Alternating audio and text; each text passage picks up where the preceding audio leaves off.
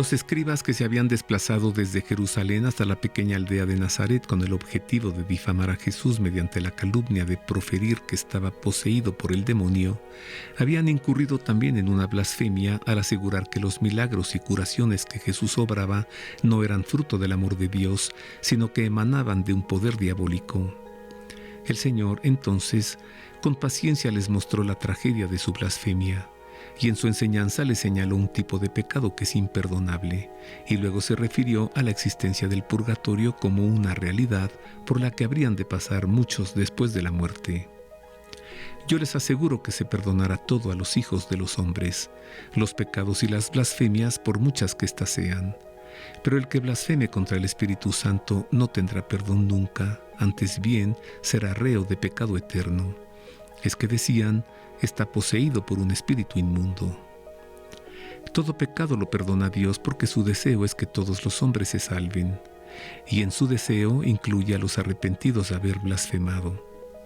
Pero ¿cómo otorgar su perdón a los que no quieren ser perdonados? ¿Cómo perdonar a quienes no reconocen a Jesús como el Mesías? ¿Y cómo salvar a quien no se acoge al Salvador? La opción por Dios es voluntaria, no es impositiva. Dios no se impone a nadie por encima de su voluntad. Dios no salva a fuerzas. Su espíritu mora, como enseña Orígenes de Alejandría, en quienes viven la fe, mas aquellos que han sido considerados como dignos de participar en el Espíritu Santo, mas luego han vuelto la espalda definitiva y decisivamente a la gracia, son los que blasfeman contra el Espíritu Santo. Jesús explicó que es imposible que se alcance la salvación a la vez que se afirme que el Mesías está poseído por un espíritu inmundo, pues se rechaza voluntariamente la gracia que Jesús ofrece en el designio de salvación universal, y porque mantenerse en una situación de pecado grave se opone al estado de gracia y a la inhabitación del Espíritu Santo. Pecados los hay de pensamiento, de palabra y de obra, los hay de debilidad y de omisión, pero los hay también de maldad y de persistencia en la maldad, y estos son los más graves porque se derivan de la soberbia, la madre de todos los vicios, que es donde comienza todo el pecado. La blasfemia o el pecado contra el Espíritu Santo consiste en una negativa obstinada a creer en Jesús, y es imperdonable debido a la dificultad que se encuentra en cambiar la actitud negativa frente a Cristo. Jesús prevé su propia muerte y le atribuye un valor expiatorio. Por eso la muerte de Jesús en la cruz es una especie de condenación divina del pecado. Su resurrección como victoria sobre la muerte aparece igualmente como una victoria sobre el pecado y sobre las fuerzas diabólicas. La enseñanza y el comportamiento de Jesús con los pecadores contienen una nueva revelación sobre la naturaleza del pecado. Este nace de la intimidad del hombre, de su corazón perverso.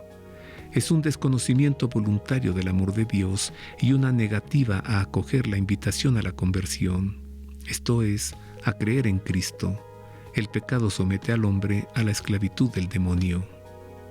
Acogiendo el anuncio del reino de Dios, se obtiene el perdón de los pecados y se entra en una relación amorosa con el Padre Celestial.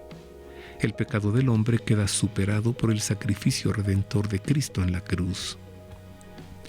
Si el Señor afirma que todo aquel que niega la acción liberadora de Dios será reo de pecado eterno, es porque también hay reos que lo son de pecado temporal, en clara alusión al purgatorio. Dios, que es justo, también es misericordioso, y si solamente fuese justo solo habría cielo e infierno. Pero como es misericordioso, por eso es por lo que hay purgatorio. En efecto, el purgatorio no es consecuencia de la justicia de Dios, sino de su misericordia que es infinita.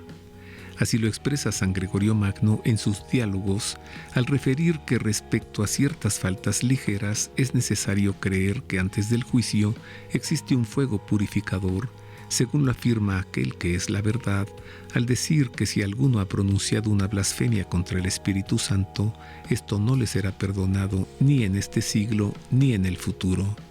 En esta frase podemos entender que algunas faltas pueden ser perdonadas en este mundo, pero otras en el mundo futuro.